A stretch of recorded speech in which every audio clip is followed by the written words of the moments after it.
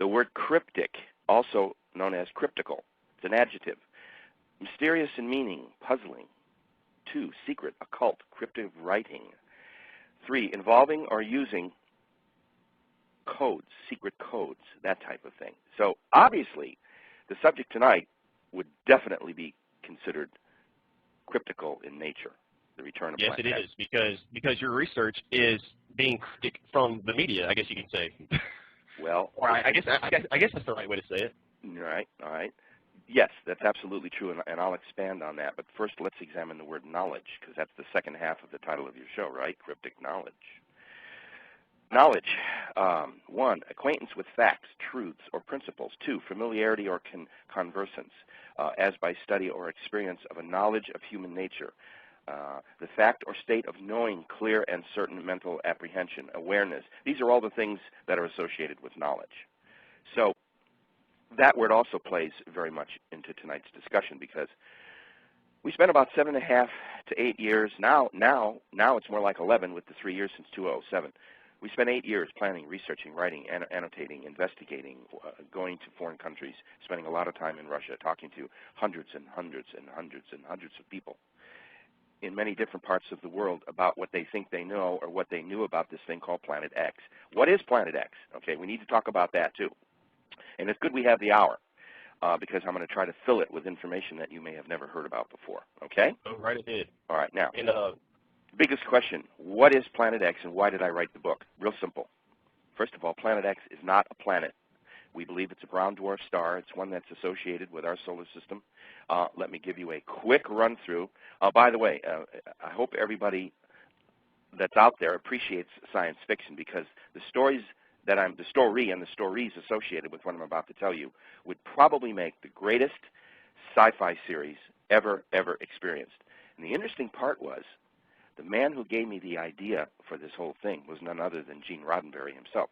I had the greatest of pleasures of knowing Gene since April, May, June of 1973, and from then until he died, I would go to California and talk with him. I was a part owner of a submarine from 1971 until 1974, the submarine that was used in a motion picture called Around the World Under the Sea. Great movie, great entertainment, made a lot of money, fake, just the interior. It didn't really dive and shoot. It was just for interiors. Anyway, we owned that submarine. And Gene Roddenberry came out to look at it because he wanted to feature it in a retro-type sea hunt series, which I thought was a brilliant idea. And he came out, anyway, sub wasn't quite big enough and it would cost too much money for us to retrofit it for his needs. So we spent a wonderful week together. We took him flying through the Bermuda Triangle. I used to be involved with Dr. J. Madison Valentine and Charles Berlitz, the co-authors of the Bermuda Triangle. Do you remember that book? Yes, sir. World famous. I think it's been translated into 103 different languages. Anyway, just part of the expertise that my physical bearing as a researcher, scientist, activist, and writer, because it's a story that I want to begin with. I want to give you some cosmic science. Okay, I'm going to pack the hour if that's okay. Go ahead. Should we rock and roll? Let's do it, because I told you we only have an hour, and, all right. and hopefully we can get as much as we can do this. I can give you a great story in 45 minutes. Okay, here we are. Okay, let's do it. Let's let our story begin back at the Big Bang, which nobody knows for sure, but probably happened, I don't know, maybe 10, 15 billion years ago. Maybe that's how far back it goes. So we jump from the Big Bang out to where the planets started to form the stars. The stars were coalescing, and there was a solar system that came into existence in the same sector that Earth just happens to coexist in, even at this moment. And so our solar system came into being, and around 4.5 to 5 billion years ago, give or take a million years, right? There's no book written on it yet, and all of it has to come from research. So when we speak in figures, we're speaking in approximate figures, all right? About approximately 4.5 to 5 billion years ago, we believe that history in the Earth records and legend records that some kind of a huge asteroid-type object, possibly the size of a small planet, a great, big, bad rock, get it? Yes, sir. Big one, came smashing through the plane of the ecliptic of our solar system.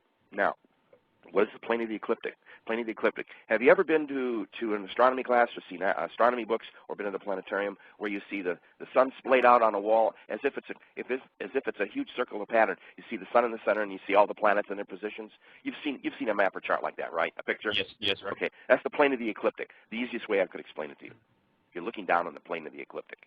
You see everything. Okay. At some point, we believe an object came smashing through deep, deep space and intersected the plane of the ecliptic, which means if it intersects it, it has to pass through it, not just around it. You see? Okay. Now, when this object came through, it was coming through in a clockwise motion to the normal motion of our solar system and all the stars in our galaxy.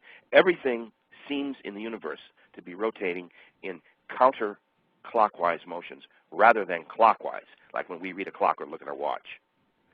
Yeah. When this object came in, it was coming in a clockwise motion or in direct opposition, probably coming in at 1,000,000 miles or more an hour, who knows. About how long ago was this, sir? About 4.5 to 5 billion years ago. We believe that the solar system existed as it did. However, there were not 9 planets, there were 12 original planets. All, once again, the Sitchin books and all of the literature and all the discussions of Atlantis and Lemuria, and I'll give you that real quick, seem to be that there were 12 planets. There were probably at least 4 that were capable of bearing life, that were capable of being life-bearing planets. Probably Venus, definitely Earth, probably Mars, and there was some consideration that even Pluto, although it's the frozen, the hottest little planet, Pluto, in recognition to everything that's going on in the solar system, we had 2 suns. There was the big luminary that we enjoy that gives us life and sustenance. Everything and anything that affects the sun affects the Earth, and that's what's going on right now with this global warming and cooling. We'll come back to that. Remember I told you it was all woven together? Yes, sir. It's one huge picture puzzle. It's real easy to understand. I promise, I'll walk it out as close as I can, step by step, but you got to be listening. Every sentence. Here we go. Okay. When this object came through, it smashed through with such force that it destroyed a huge outer rocky-type planet, which was known as Marduk. And when Marduk broke, it broke into billions and billions of more zeros than you can imagine pieces, most of which became our current-day asteroid belt. You see, between Mars and Jupiter. The other pieces, large as they were cast off to fly through once again, intersecting the plane of the ecliptic and striking several other planets. One of them was probably Mars, killed it a death blow. There's a strange, huge bulge, I think, on the lower southern sector of Mars, and no one understands why. Probably a piece of the debris smashed into it and pushed into Mars, killing it probably instantly. A large piece is expected to have plummeted toward the Earth, striking near the one single continent. When Earth was first formed, it was one huge chunk of land, and it was called Pangea. Mm-hmm. And when Pangea broke, it broke because we believe that this impact hit a sea mantle and broke up the disruption, which became the plate system for how the world eventually came to form. I don't want to plunge off into how plates are formed. Everyone knows that and about tectonics and things of that nature. But that's what's causing the restructuring and the movement of this lower mantle system is what is now driving the uptick in more violent earthquakes. They're coming more frequently, and they're getting bigger, and they're getting nastier. Sometimes they're close to the surface, and sometimes they're far deep below. The Chile quake was fortunately deep. It could have been far worse. The Haiti and it could have been more. Was very close to the surface. It could have been more catastrophic too. Yes. The point of the matter is that we predicted in our book, The Return of Planet X. Let's finish the story about what happened to the little baby son. Okay. But once again, when we weave and move, it's because there's a texture and a pattern here that I want everybody to, when I'm talking about that, I have to relate to the tectonic plates, because that's what started breaking up the Earth in the first place, and that's how Pangea broke apart, and the continents were broken apart, you see? Mm-hmm. Okay, now, if we're right about this theory about what happened, another piece probably smashed into Venus, killing it. It probably was not as hot as it became. And we believe that there was one more major component to the disaster, and that was our planet was a binary star system, always designed to be a binary star system, and that the little sun, the little baby sun, would have had its function. There was probably some unknown cosmic function to why that little sun was born, probably to shade or aid some of the further planets out. I don't know. But what kind of star is this second sun anyways? I'm sorry, how big? What kind of star is this second sun? Is it a brown dwarf? It was a young, unfused, a little baby star. Our sun is a fusion star, you see? Yeah. It's perpetual energy, which will eventually burn out another 10 to 11 billion years from now, but that's neither here nor there. Ours is a fusion sun, and her baby sun was growing to be a fusion sun when a large piece of debris probably hit the baby sun head on. Remember, it was coming, the debris was flying in a clockwise motion against the counterclockwise motion of our solar system. So it was like two freight trains colliding, and a big piece probably hit the baby sun, a deadly glancing blow head to head, spinning it 180 degrees on its then axis and sending it out in a clockwise. It hit it. In other words, it was like two trains. Boom! And when it hit it, it knocked it away and in a counterclockwise, not out of its counterclockwise into a clockwise, and it shot way out, was knocked way out into space. And we believe that this particular little baby sun has been returning pretty regularly to cause disasters of all known types and natures. We've tracked it about every 36 to 4,000 years, and that would bring me to a commercial. Everything that our host, that Mike and I are talking about, is contained in our book called The Return of Planet X. You can get it at any bookstore. Just Google it up. Go on the Internet, either the name of the book or eBay. It's all over the place. Okay. And on the front page, to the listeners, you can actually read Dr. Jason Rand's bio and click on his book on the front page of Perfect Knowledge Radio, and it will give you a direct link to his site where you can buy the book. It's not really so much about buying the book, it's about gaining the knowledge, the cryptic knowledge. Yes, sir.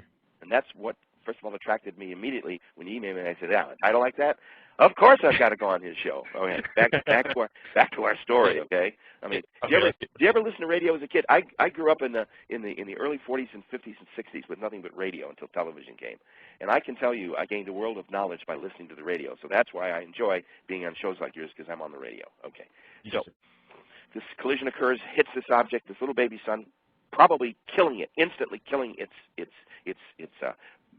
presence and becoming a glowing hydrogen-driven type sun, and sends it out into this god-awful long elliptical orbit, taking 36 to 4,000 years to go. We believe it travels out to some mysterious place.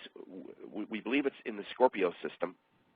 And out there somewhere, we believe there is which is also carried in legend, including Mayan literature, the fact that there seems to be a dark, black, powerful sun-type object, which is also associated with our solar system.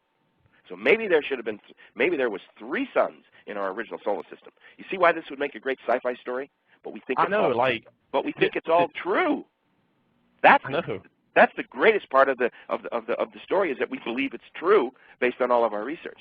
So this object probably travels out to that lone black star holding its own way out there somewhere, and is slingshotted back toward the Earth. Remember in Apollo 13 when they had trouble and they had to use the moon to slingshot themselves back toward Earth? Okay, this little baby sun utilizes the same principle. Gets sucked in from behind this big black sun, and whoosh, out it goes again, taking about 50. See, it takes about 1,600 and some years to get from our sun to the other sun, and then about another 1,600 plus years for it to be slingshotted back. But when it returns back, for some reason, it comes back in faster because it was sent by a more powerful force. You see the dynamics here. That's why it varies 36 to 4,000 years. This is celestial mechanics, which have never been even postulated before. But if we're right, it would confirm legends and stories and myths, and we can tie it into 2012. We can tie it into the Christian ethics of the coming day of not only rapture, but judgment, and testament, and Armageddon, and all that. It's the greatest story that will yet be told to humankind, because it's all unfolding as we speak, Mike. Right now, these components and these elements are happening. Everything that we're talking about, we're not making any of it up. I'm not really reading from any scripts. I have some notes. It's what I have in my head and what I have in my heart. Now, when this object returns, it comes back in a clockwise. Remember, it's coming back in against us in opposition to our normal flow, which is counterclockwise, right? Yep. So the same principle that was attributed to that object that collided with the plane of the eclipse of our solar system, it's coming back at us the same way. Now, we believe that we've been experiencing its effects as early as 1982. There was an uptick of quakes and storms in 82, and I believe that was the very first point where its fields, it has null fields, N-U-L-L. They're like concentric rings of electromagnetic and magnetic, regular magnetic and plasma type energy forces, and it changes. It can even change dimensional fields. It can also change fields of relativity. This is unknown power like we've never experienced before. It's a baby. It's a baby sun up close. You see, or what's left of it. You see. Now, yes, sir. How did it get called Planet X?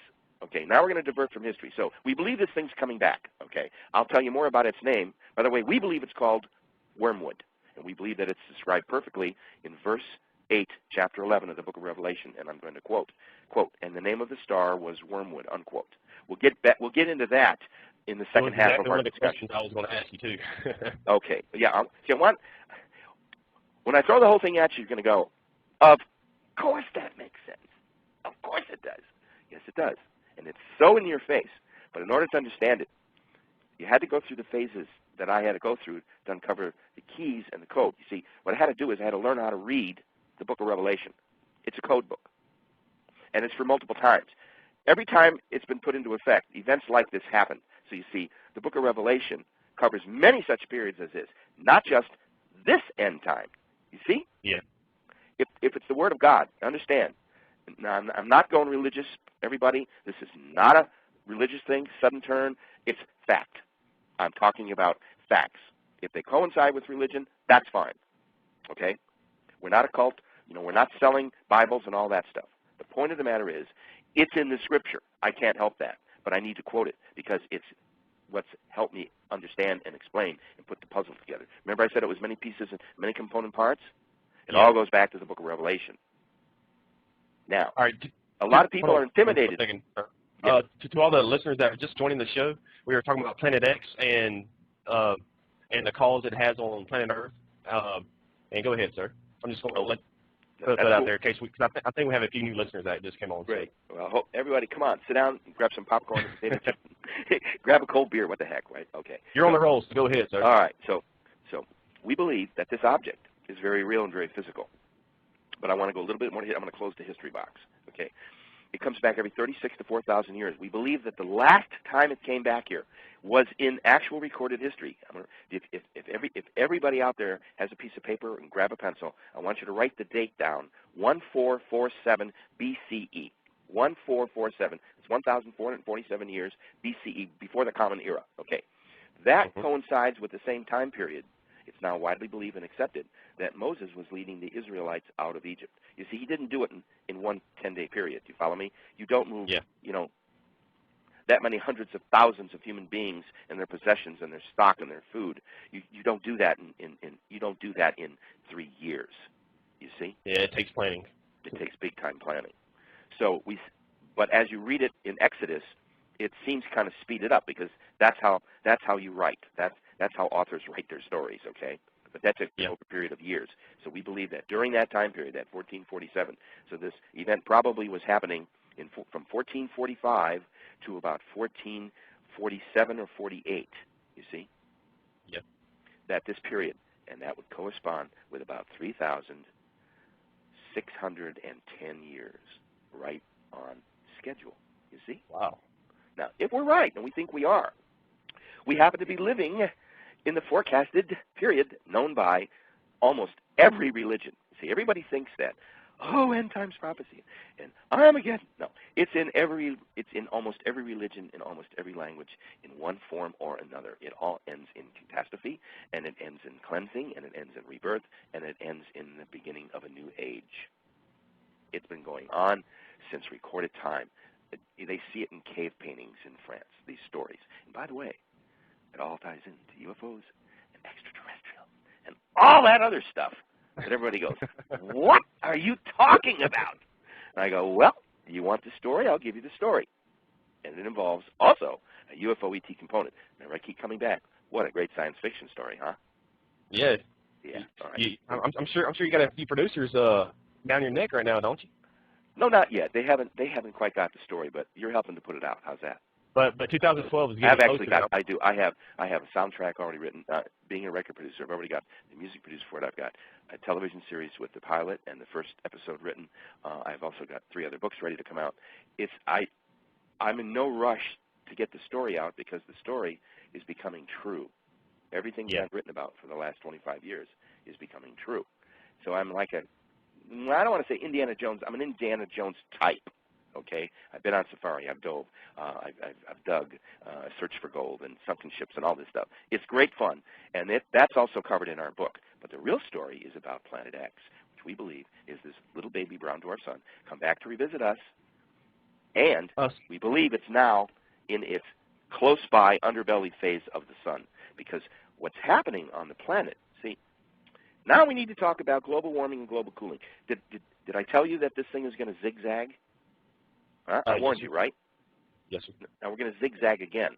Now I'm going to tie this wormwood thing in to this whole, I won't say absurd discussion on warming and global cooling, because they really know what's going on. But it makes for great debate, and it's a great distractor. And as if we don't have enough trouble with health insurance and a global financial collapse and the one world government very close to taking control, I think that we're probably no more. Now I'm going to start getting, the weird calls coming at me. I don't care. I think we're getting close to a global collapse, and it's only going to take 1 or 2 more major earthquakes. You see where I'm going with this? Yes. As the earthquakes increase, so does the weaknesses of the major countries. If South America loses another major city, or if we lose a major city, or if Japan loses a major city, or Russia, or anywhere, Paris, anywhere, London has earthquakes, but we don't talk about it, then there will be a sudden collapse of individual governments. They'll all declare martial law. I believe that most countries already have martial law on the books. We do. Clinton signed it. All it takes is the signature of any sitting president to activate it. And once they do, they can basically suspend the Constitution, because that's what it does. All civil liberties pretty much come to an end. They can confine you to your homes. They can escort you to work. They can do, food, everything, electricity, everything becomes nationalized. If that should happen, it'll be because they won't be able to control how the population will explode. And keep in mind, we still have guns. We do. Most other countries don't have their guns anymore. You see? At least we do now. Yeah, at least we do now. Now, this is nothing about conspiracy. Remember I told you? Nothing about conspiracies, and this is nothing about the downfall of the government. I think everything that's happening is happening right on some cosmic schedule. And we just happen to be lucky enough to be living at one of the most exciting times in the history of mankind. And people go, what the heck are you talking about? Well, look at what we've done. Look at what mankind has achieved. In less than 1,000 years of written communication and the intellectual prowess that the human brain has developed in 1,000 years. Look what we've achieved. With that as a backdrop, I say to you, well, why aren't we better taking care of it? Because what's about to happen is that Mother Nature is going to rear her beautiful but yet ugly head. And we are going to start experiencing some real natural disasters. I think we're going to have 1 or more supervolcanoes is likely to go. If we're right about this object, see, we haven't told anybody what it's going to do. Okay, let's go there next. Yeah. Okay. Whatever affects the sun affects the Earth. Without the sun, Earth, and everything else in our solar system would be frozen solid. Without Earth, without the sun, there's no life on Earth, and without her, we don't exist. As do none of the other objects in our solar system, because it all works together. Yes, the sun is the master control. Can you imagine what intellect drew the plan that structured our solar system with its complicated numerical and chemical differentials? Each planet's different. Each one has a different guidance system. Each one has a different gravitational field set up, electromagnetic. It goes on, and gas versus solid versus ice. It's amazing. Something is driving the genius that keeps us going together. But see, that's another theoretical situation here. What we do know is that whatever affects the sun directly, immediately in some cases, affects our Earth and every other planetary or solid object under the sun's control. The asteroid belt, the moons, everything.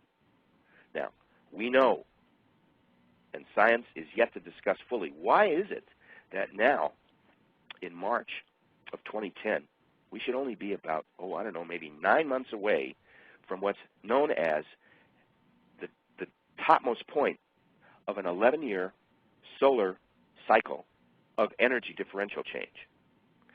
Wow. It seems to be that about at the end of about every 11 years, give or take 6 months or a year, there seems to be a maximum period of solar activity where the sun sends out solar flares and plasma blasts and things get weird. It's not uncommon. We've experienced it before, you see. But this time, this 11th year, the sun is very mysteriously, cryptic knowledge is and suggests that there is something wrong with the sun right now because it ain't acting right. In fact, it hasn't been acting right for about 18 months now. It's been completely like whacked, okay? Like very quiet, no flares, no huge eruptions, no, really nasty electromagnetic bursts, nothing. It's very quiet, which worries me greatly because if it's been being held back by something, and when that something holding it back changes its influence, the sun would probably what?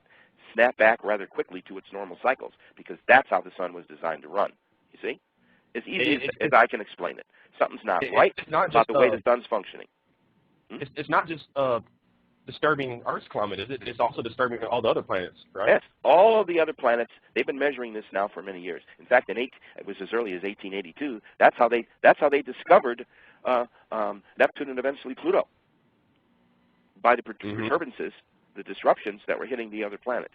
All right, I don't want to veer off track too much, but but that'll be a point for I'll use that to come back. Now, when all this damage happened out there, it may have also tilted the Earth to its present declination.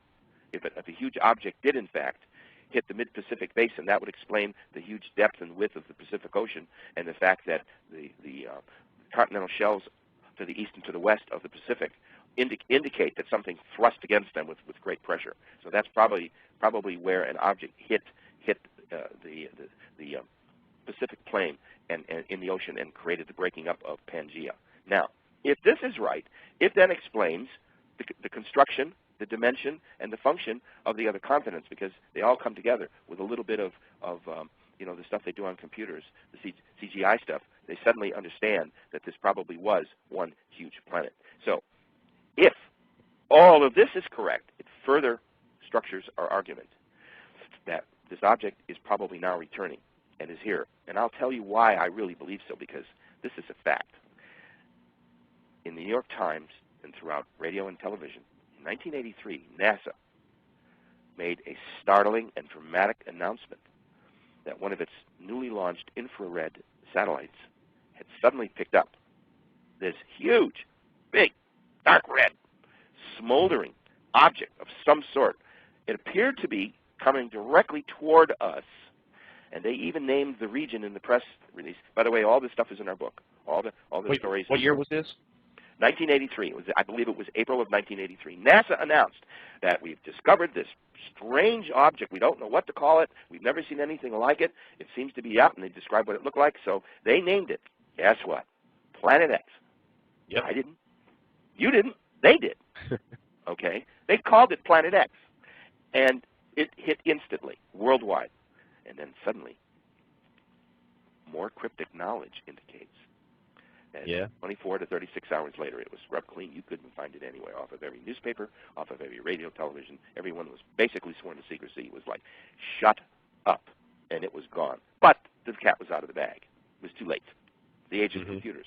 So where we're going is that we believe that we are living at a moment when this object is returning to us, and NASA knows about it. That's I believe also why they built this huge, multi-billion-dollar. You've heard about the infrared telescopic array station they built at the South Pole, I'm sure. Yeah.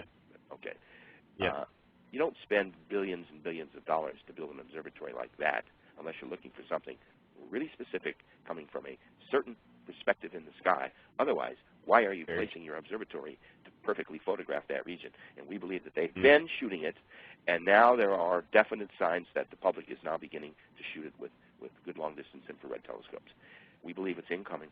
We believe that it'll probably make its spin out from behind our sun on or about December 21st, 2012, and that's where I connect the dots with the 2012. Yeah, and I have It's just, and we're going to play. Listen, and we're going to play a little game yet. Oh my gosh, the time is flying. Okay, we got to keep rolling here. All right, now look. When this thing comes back, it could come back and it could cause extensive damage and really give us a really bad shaking. It could even cause a global earthquake, you see, all over at one time, which is what the good book calls for. It says so once again in Chapter 8. If you read Chapter 8, you read all about how the earth is about ready to get shaken to its foundations. And for some strange reason, the earthquakes are becoming nastier and nastier and more frequent. So I'm hoping that part of the prophecy in almost every language known in man, in every religion known to man, I hope that they're all wrong and that nothing happens in 2012. I'm going to go on record. I hope that starting this summer there will be no nasty hurricanes, that there will be no nasty tornadoes, right? And there will be no exploding volcanoes, and that will be no earthquakes or tornadoes. Okay, now, if that happens, I will be the first to come to you and say, well, you know, I was really, really wrong. But then again, maybe my timing is off by 6 months or a year. Keep in mind, this is not a given science. But I think I'm right on schedule, okay? Now, what can we do about this? First thing we need to do is figure out who we are, where we are, why we are, what our role is going to be, what do we believe, what do we believe we know about things that are extremely important to our survival.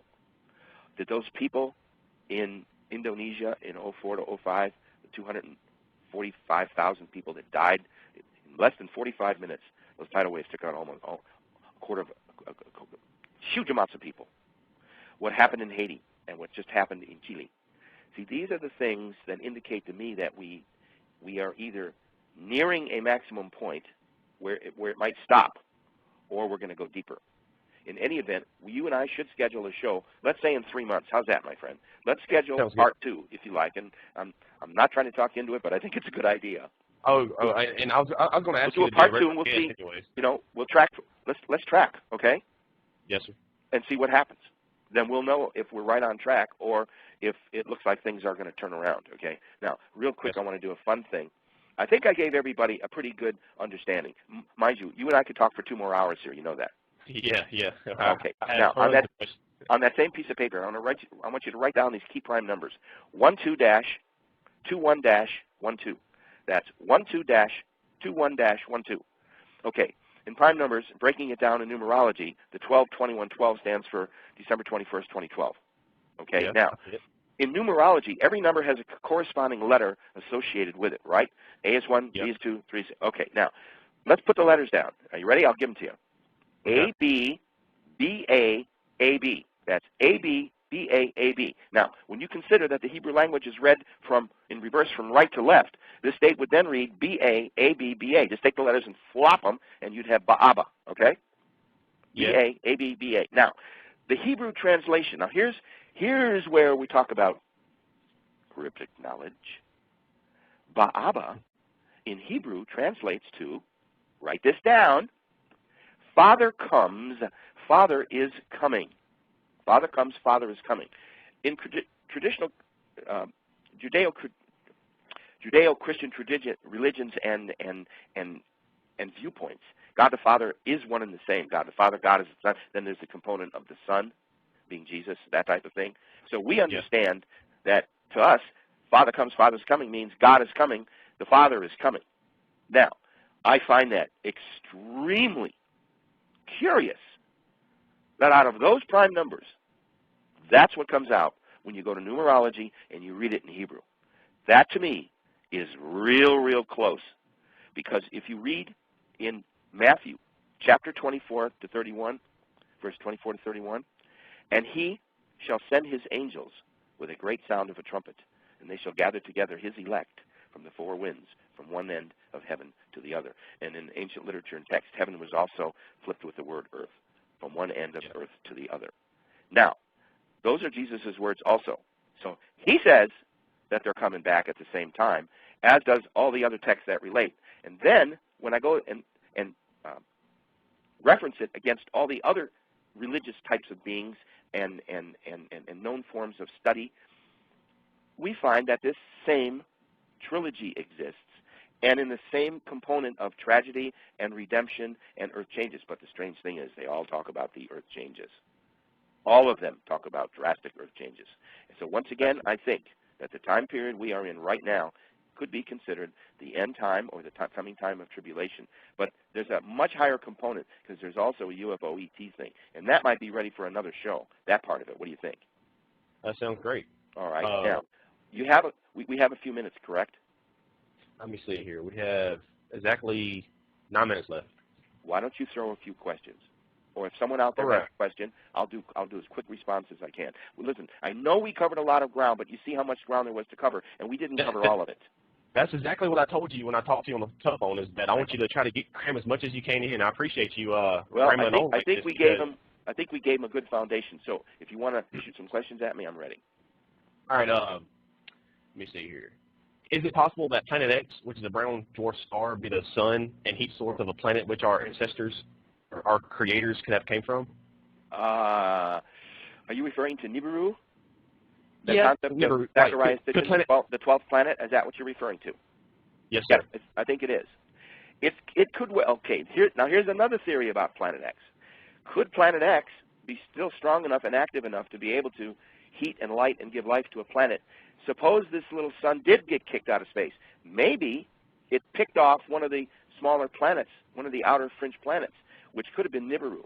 Wouldn't it be interesting that Sitchin's concept of the Anunnaki and the giants of old is reported, in the Bible?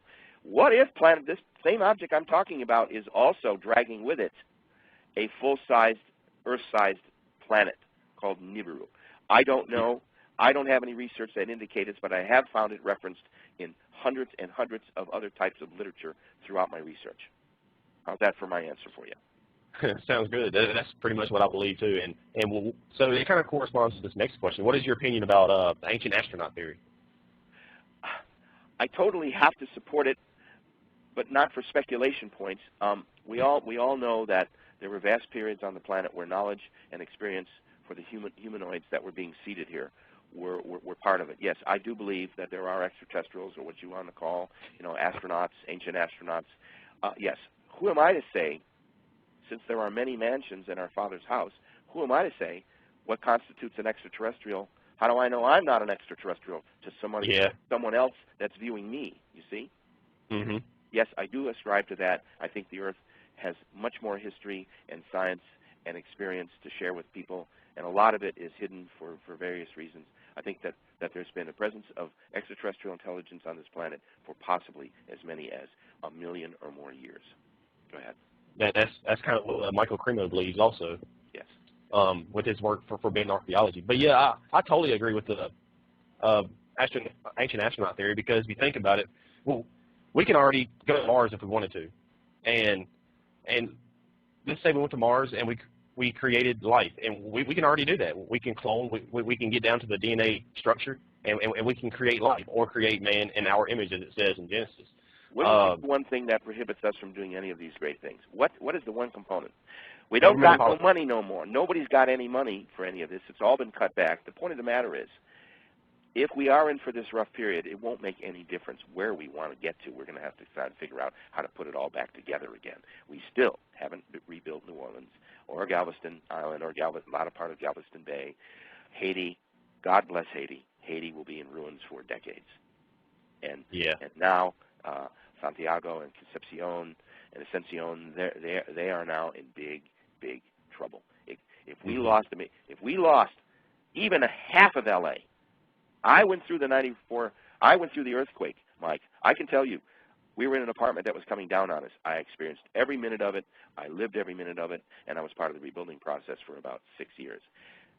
Don't let anyone tell you that when you're struck by a natural disaster like that you're on an easy ride. We didn't have electricity or running water for days and weeks. And couldn't get any money out of the bank. There was no electricity. All the food stores were devastated. There was only one restaurant open. It took 2 hours just to wait in line to eat there. So with that in mind, I think that what I'd like everyone to do, they can go online, by the way. They can go. I have it available in ebook. It's really inexpensive on the ebook.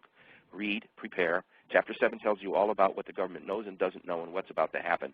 Chapter 8 tells us how to get ready and why we should understand what we're doing. And number 9 gives you a preparedness chapter, complete things about diet and food supplies and what you need to survive for a period of up to 30 days, all realistically written and researched. This is not science fiction. It's happening right now as we speak tonight. These things are gearing up. My next question is, where will the next big earthquake occur and when? How soon? If they start coming sooner and they keep getting bigger, not a good sign. Not a good sign. And now we've got this hurricane season approaching, but I'm more worried about tornadoes and wildfires this spring because of the rapid surging of the weather. You see, the Earth is confused, Michael. The sun's not acting right. It's causing the Earth to act in ways it's not used to acting because it's out of season. It's out of cycle. The sun isn't emitting the same amount of energy. The planet isn't cooling, and it's not warming. It's going through hot and cold phases. Okay? This is a natural occurrence, right? Of course. The planet is a living thing. The planet has its own mind, its own consciousness, its own intelligence. You and I don't have anything to do with that. That we can't screw up. What we can screw up is her ability to function as an independent unit aside from us. See, that's what the argument should be about, not global warming. Yeah. When the sun goes back to normal, it could be that the planet could be sent a severe jolt, which I'm afraid might excite and start possibility of a big global earthquake, which is predicted in all the texts. Just read the book of Revelation, chapter 8. It's exactly what's approaching. And now how does it tie into this terrorism thing and the money crunches and the public unrest? Listen, we're not the only country, by the way. We are not the only country that appears to be unhappy with what's going on with the people who govern us. Notice I didn't mention any names or nothing. Okay? People aren't happy. But it's not only here. It's in Iran, and it's in France, and it's in Germany, and it's in London. It's all over the place. The point of the matter is, everybody knows that there's something really, really wrong, not only with the planet, but with the people that are on the planet. We fight, we kill, we poison. We can't even get along with our own families. No, this is not a preach, and this is not a rant. What it is the statement of reality as of this moment, as you and I are speaking on the radio. The planet is in big trouble from a multiple sense of sources. And if we can't learn to control how we're going to respond to these things, our country, who should be as prepared as any, we're certainly the wealthiest, we should know what we're doing. By the way, my cryptic knowledge tells me that most of that unspent TARP money, from Bush, and then the other restructuring money that came through President Obama, I think 50 seconds, sir. So go ahead and get your last words in. I think that money is being held in reserve to help us. See, I don't see it as a conspiracy, Mike. I don't see all this big evilness. I see a confusion, but I think that money is being held for natural emergencies. And if they have, bravo and congratulations. And that's why we also need to bring the troops home, because we need them here to defend our borders. All right? So where can people find out your work and buy your book? 1-800-247-6553. Everything we talked about is in my book, Return to Planet X. 1-800-247-6553. Just Google it up. Go to Amazon.com. Go to any bookstore on the Internet. My website can have a book out to you in 24 hours. All right, sir. We have 5 seconds left. We have 5 seconds left, but I want to thank you, and I will have you back on as soon as I can. Mike, thanks again, everybody, and let's just get prepared, okay? Bye-bye. All right, thanks.